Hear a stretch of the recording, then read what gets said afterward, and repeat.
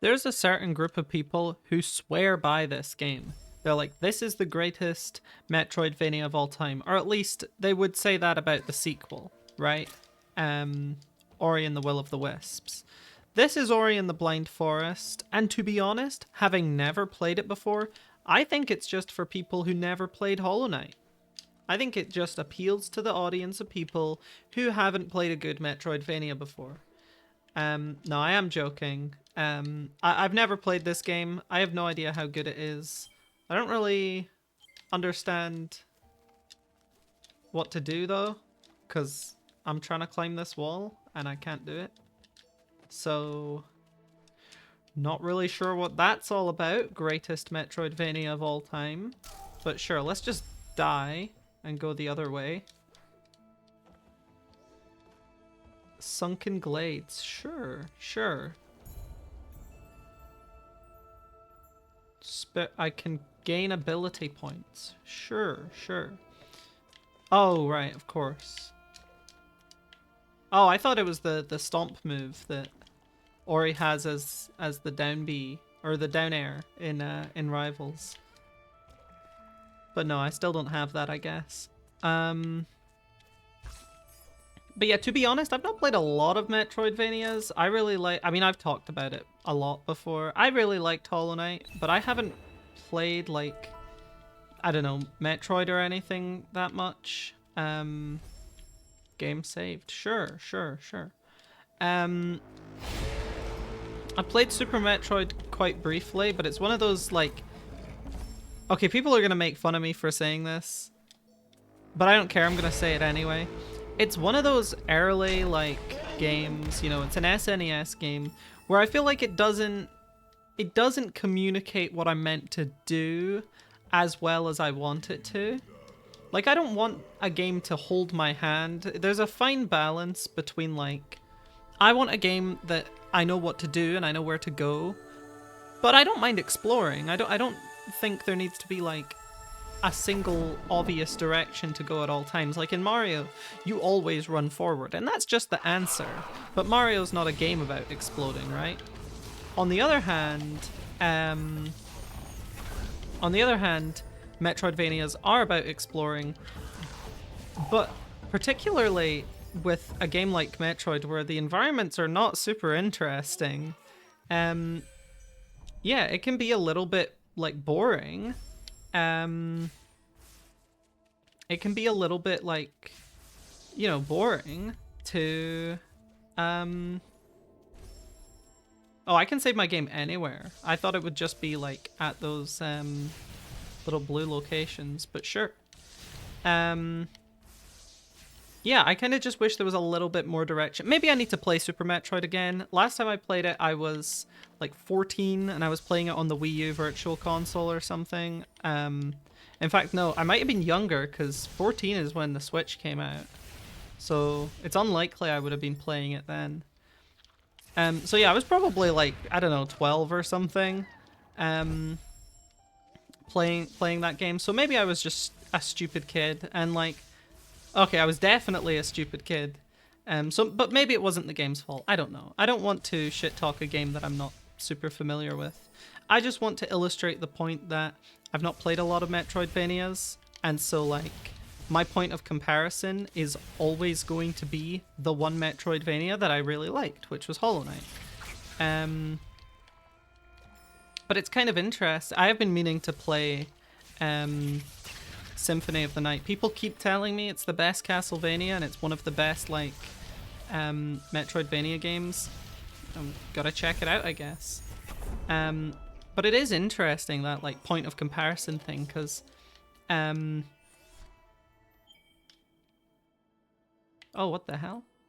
Okay, I have 2 ability points, so I can pick one of these.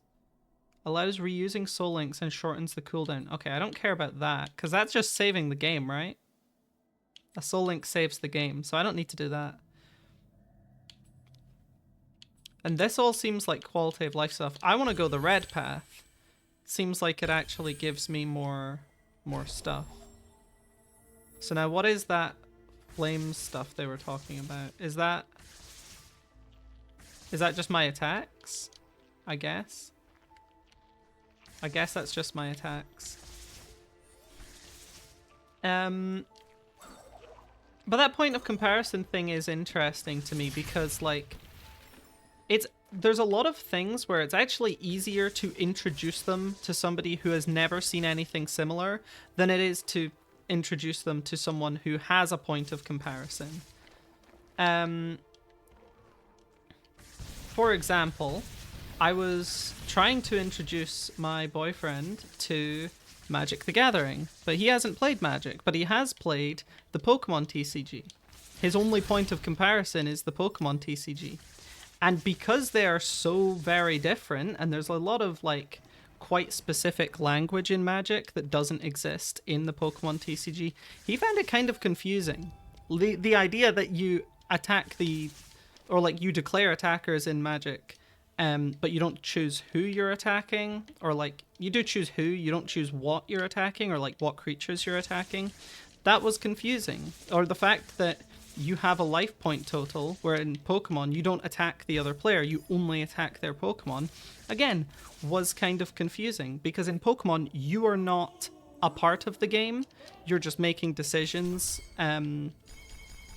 with your cards and stuff. I'm pressing X.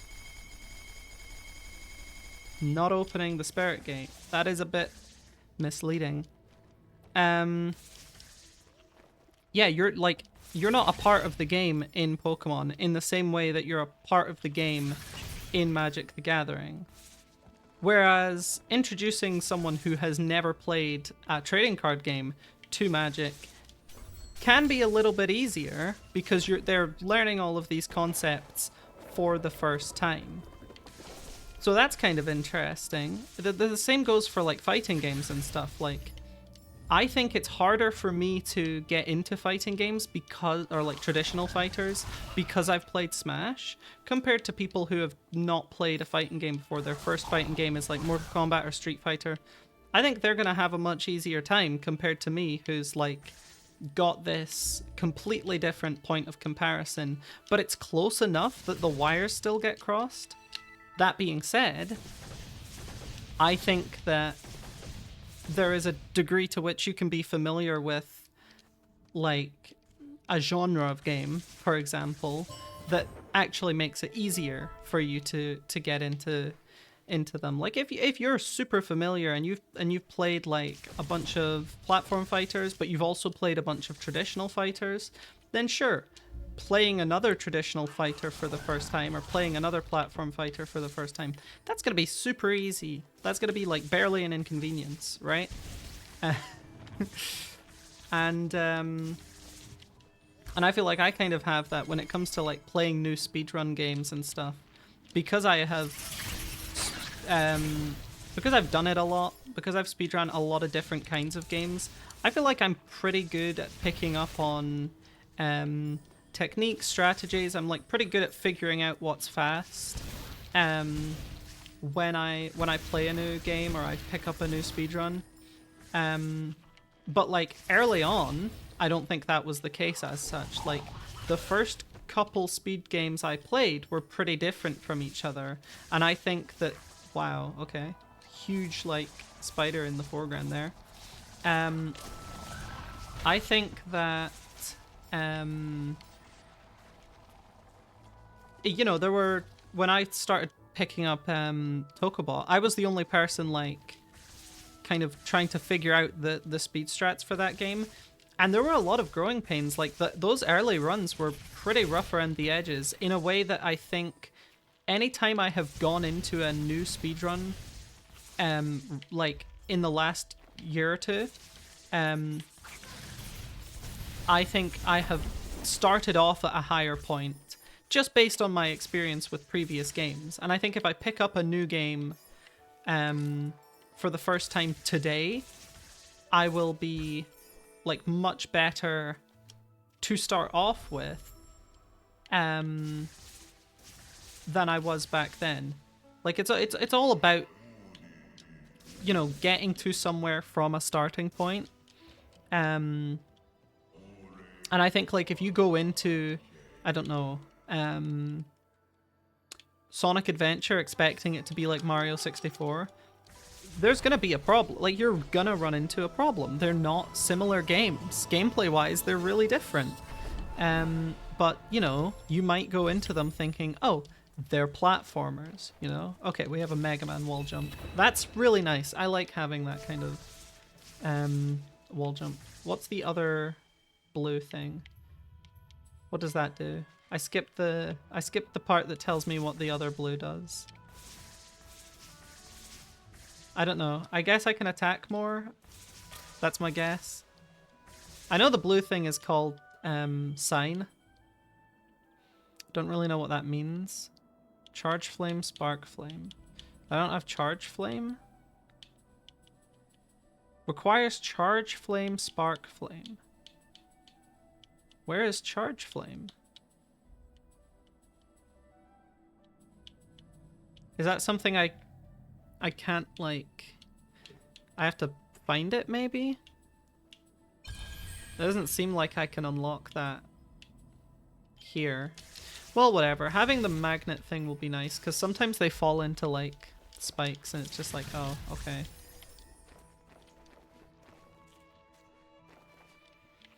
But yeah, I like having the Mega Man wall jump, particularly in... I mean, I haven't played a Metroidvania that doesn't have it, because... Well, I don't think Super Metroid had... Well, I'm not going to speak on that, because I don't know enough about it. And I know that Samus can wall jump, so maybe I'm wrong. We'll just say up to the point in the game that I got to, I'm pretty sure there was nothing like that in the game. But yeah, like it's just nice in these like bigger kind of open areas to be able to traverse them as much as I like. I kind of like that. I like that you can make the save points anywhere, although I will say the combat in this game is definitely a weak point compared to... Oh, this is like Sisyphusian. It's definitely a weak point compared to Hollow Knight, because the combat in this game is just mashing.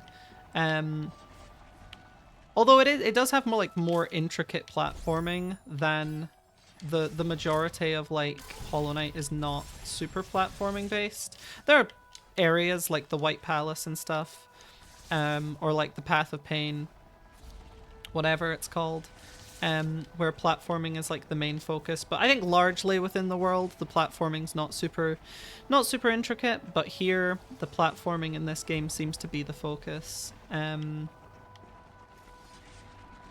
not gonna complain too much about the combat, because I don't mind just like mashy combat. I mean, turn your brain off combat is also like something that I kind of like, having played a lot of Hyrule Warriors and Pirate Warriors and stuff.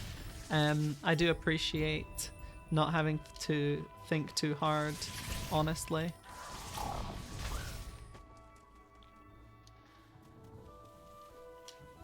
And I like that you can do like a triple jump thing. I don't think it has any like gameplay implication. It seems to be a normal jump that just has like a special animation, but I do think it's nice.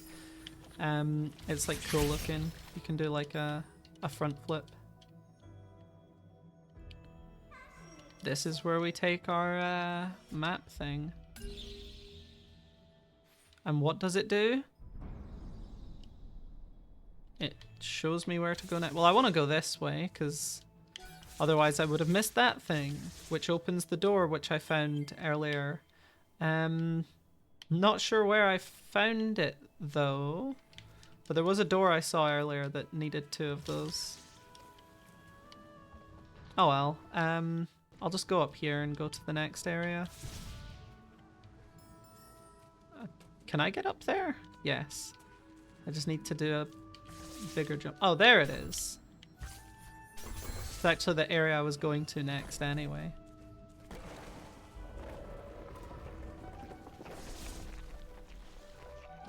Just as well. Although this doesn't like...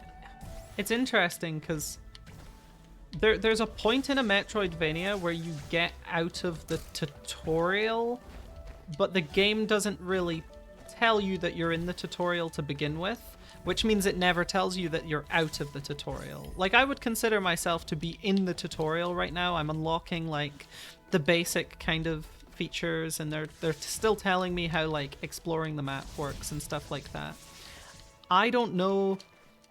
Obviously, I don't know because I haven't played the game before. I don't know when I'm gonna be out of the tutorial, but moreover, I don't know what the game... I don't know how the game is gonna communicate that I'm out of the tutorial. I guess I'm not familiar with the language of this game. Like in Hollow Knight, the tutorial, I guess, is kind of weird because you can do stuff in different orders, but like generally speaking, your tutorial kind of experience is going to end with Hornet. Once you beat Hornet, you've kind of beaten the tutorial, but at the same time, you don't need to do Hornet early on. There are other things you can do first. You're just most likely to do Hornet first because that's kind of the way that the world is set up to kind of lead you in that direction. It is the path of least resistance. It takes the least doing. Do I not have it? What? Oh crap, I didn't save, did I? Okay, that is a pain in the arse, but it's my fault for not saving. I'm not going to blame the game for that.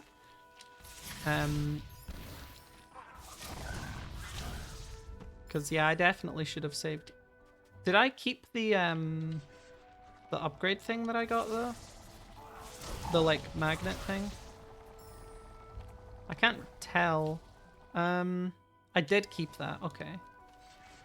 So I'm actually not that far from getting to where I was before anyway. I just need to push this back up. What was I saying? Yeah. Because it's the easiest to get to Hornet, you're probably going to get to Hornet first. Because as a brand new player to the game, you're most likely to take the path of least resistance. But Hornet is technically not first. And you know what? This game might be that way as well. I feel like, just looking at it, there's not another order I could have done this stuff in. Like, it feels like I'm at a fairly linear part of the game, but I could be wrong. I don't know. I feel like I'm waiting for the world to open up to me, but it might well be open and I'm just, you know, taking the most obvious path. I don't know. So I can't really, like, comment on the game in that capacity just because I don't know any better. But I don't know. I don't want to sit here, like, critiquing the game or anything, because at the end of the day, I am enjoying it. Like, I'm having fun with Ori. And I kind of expected to. Like, I think this is a good game. There's a lot of games that I haven't played that I'm pretty sure are good games. Like Final Fantasy VII, I never played it. I will. I have it. I have it on Steam. I've never played Final Fantasy VII. Pretty sure it's a good game, though. Like, if someone asked me, like, oh, do you know anything about Final Fantasy? I've been trying to get into Final Fantasy, but I don't know, like, where to start. I'd probably be like, oh, Final Fantasy VII is, like, the best one. Well, I wouldn't say that, because I've not played it. But I would say, like, oh, yeah, Final Fantasy VII, that's the one that people talk about. That's the one. Although it is also weird with Final Fantasy, because some of them are, like, MMOs, and that's not really what, Final Fantasy started as at all, so it's kind of a weird thing. But I just don't know anything about that series. But yeah, if someone asks, I can at least tell them what I do know, which is that Final Fantasy VII is widely respected.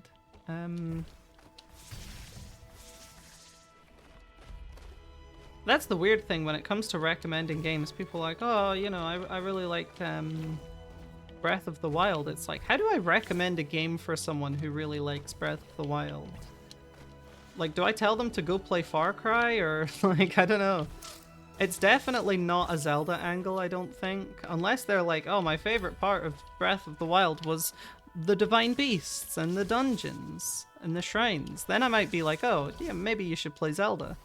But I feel like, yeah, if someone really likes a game that is, like, quite divergent from the series norm, it is hard to recommend a game to that person.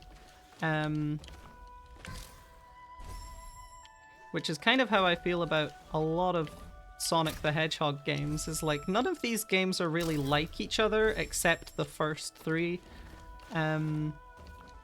Like, not all 2D Sonics are similar, because you've got like Sonic Rush and like Generations has 2D sections that are very divergent from how Sonic plays in other 2D games. And I wouldn't say Sonic Advance is anything like the first three Sonic games, and Mania is, but Mania is still different. It's like a modern version, so it's like, if you like Sonic 3, you're gonna like Sonic Mania, but I can't say the same the other way, because, okay, maybe yeah, if you played Sonic Mania, you'll probably like Sonic 3. You might not like Sonic 1 and 2, though. Those are a lot different, despite having the same overall gameplay. Those are a lot different, so it's kind of hard to recommend games in series where they are quite divergent from each other. But equally, if someone was like, oh, I really liked Sonic Adventure, and I'm like, oh, you should play this fucking indie game that's inspired by Sonic, like, that's also probably not what they're looking for a lot of the time. It's like, oh, this is an indie game that sets out to do Sonic the way that they liked it and not the way that Sonic actually was. Because let's be honest, nobody's trying to recreate the feel of Sonic Adventure or Sonic Adventure 2, because those games are... I like them, but they're not very popular.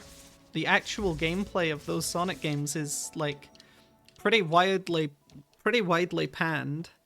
So I don't know. I don't know. But yeah, there was Ori. I might keep playing this game, I might not, but it was pretty fun. I'd give it a 7 out of 10.